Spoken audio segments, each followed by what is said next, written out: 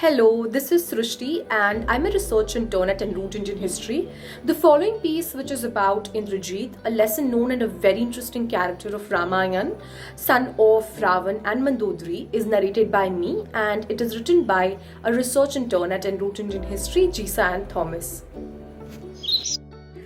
In the epic Ramayan, Indrajit was the eldest son of Ravan and his wife Mandodari. He was named Meghnad after his birth because his birth cries sounded like thunder. When Meghnad was going to be born, Ravan wished his son to be supreme so that no one in the world could defeat him. Ravan was a great astrologer, and in order to make his son immortal, he commanded all the planets and constellations to be in such a position that would allow his son to be born the way he wanted. Because of Ravan's anger and power, all the planets and constellations feared him and obeyed his orders. However, Shani had disobeyed Ravan's orders and had settled in the 12th house of Meghnad's horoscope. Due to the state of Shani, Meghnad had to die at the hands of Lakshman in the war between Lord Ram and Ravan. During the battle between the Devas and Ravan, Lord Indra, accompanied by all other Devas, captured Ravan. To rescue his father, Meghnad attacked Indra and his elephant Airavat and defeated all the Devas.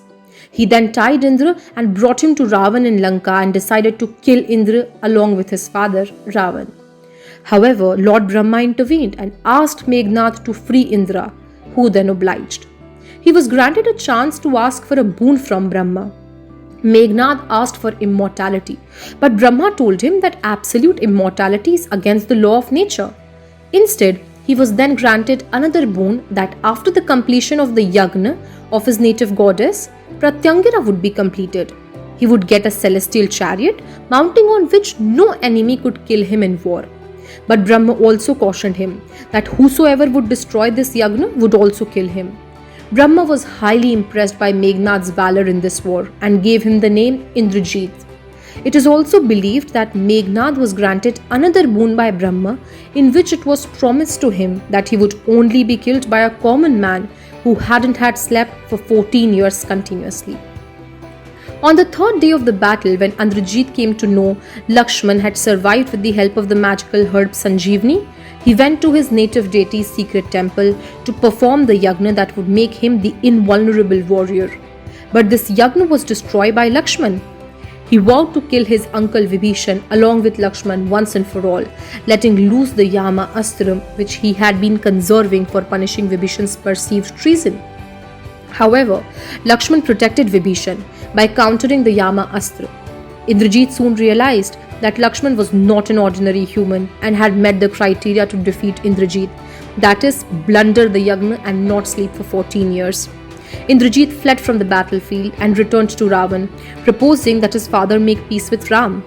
Ravan, full of pride, was annoyed and claimed that Indrajit was a coward for having fled the battlefield. This accusation provoked Indrajit, who lost his temper and prepared to go back to the battle. Knowing that he indeed faced death at the hands of a heavenly incarnation, Indrajit said his last goodbyes to his parents and his wife. He refused to harm Lakshman because Lakshman was the incarnation of Shesh Nag. Lakshman slew Indrajit by beheading him with the Anjalik Astra. It was possible only because of a curse given to Indrajit by Shesh Nag for marrying his daughter without his permission. Shesh Nag, incarnated as Rama's brother Lakshman to kill Indrajit, didn't sleep for 14 years during their exile so that he would be able to serve Lord Ram and Sita and efficiently meet the other criteria to kill Indrajit. Both the epics, Mahabharata and Ramayana, time and again give us the message that no matter how hard it may seem to achieve the goal, there is nothing that a person's determination and skills cannot achieve.